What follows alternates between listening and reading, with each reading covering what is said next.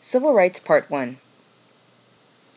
In this section, we'll discuss the Civil War amendments. So we're going back into the history of the Civil Rights Movement all the way to the ending of slavery with its abolition by the 13th Amendment in 1865.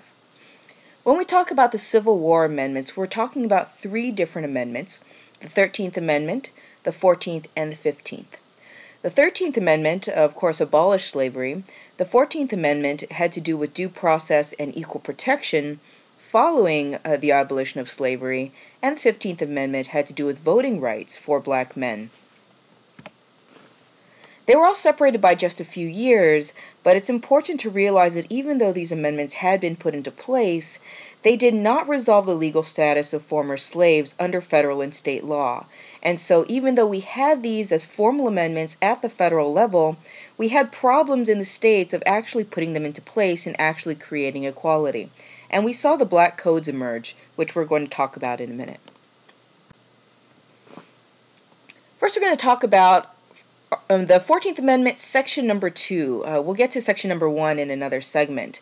But this is the problem of voting. So I have here the language in here. When you see the language written in red from the Constitution, that means that something else has actually come in and amended it later on.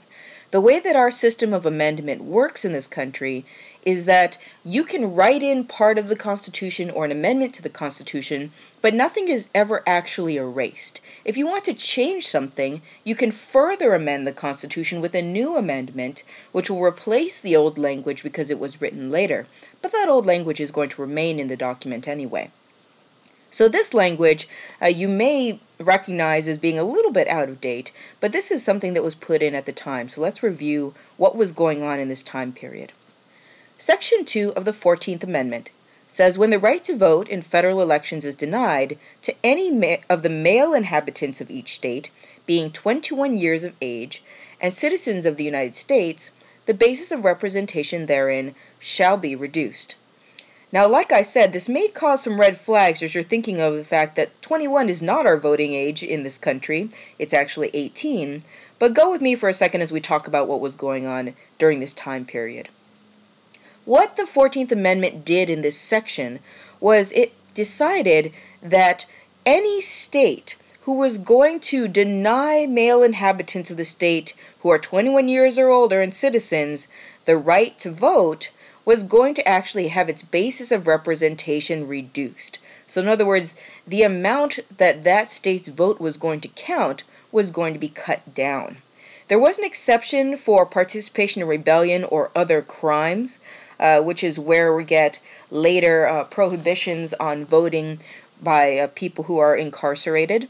But what this did was this empowered the states to deny the vote to Confederate supporters because they had been participations in a quote-unquote rebellion.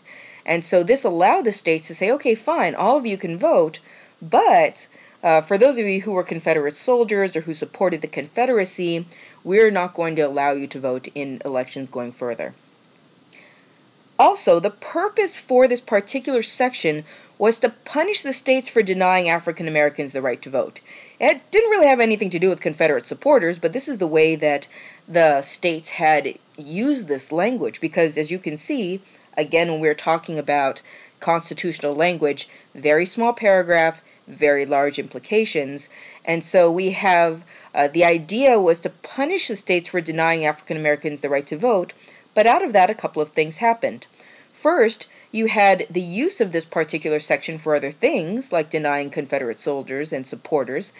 And the second was the language that was used in here punished the states, but it didn't actually forbid them from denying male inhabitants of each state being 21 years or older the right to vote.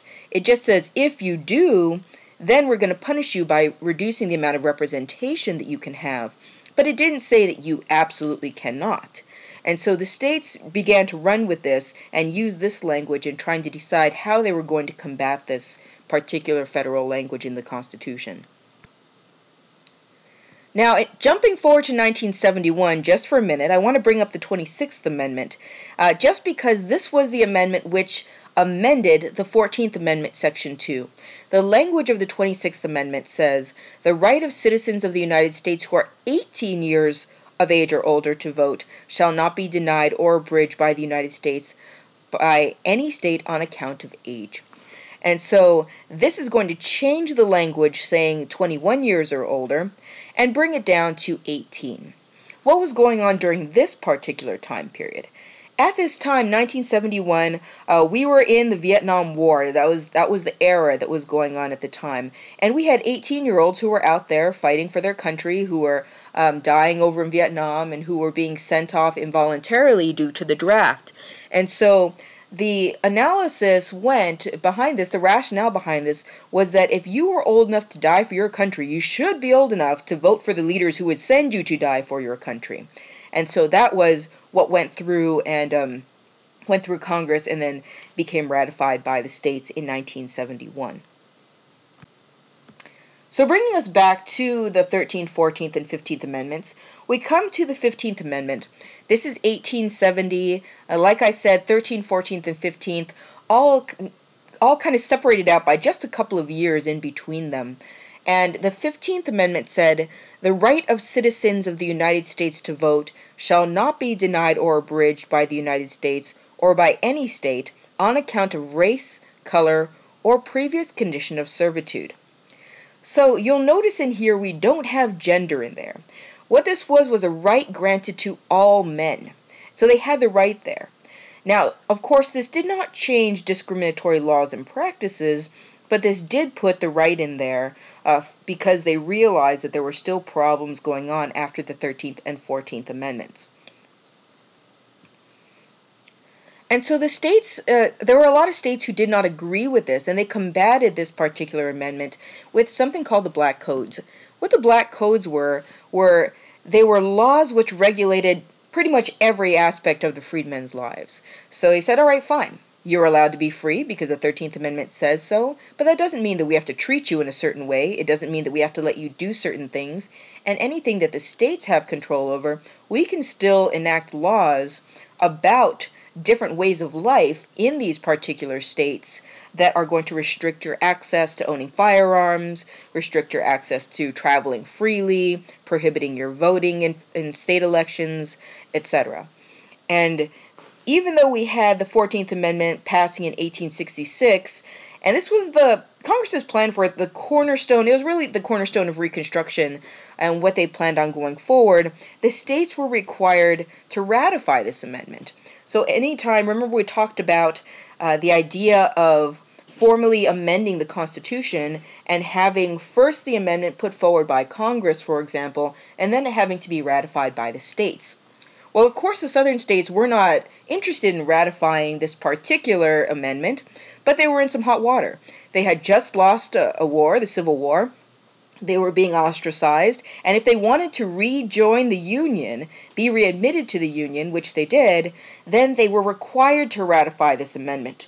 So many of them ratified the amendment, even though it wasn't exactly something they were interested in, because they saw the importance of being readmitted to the Union.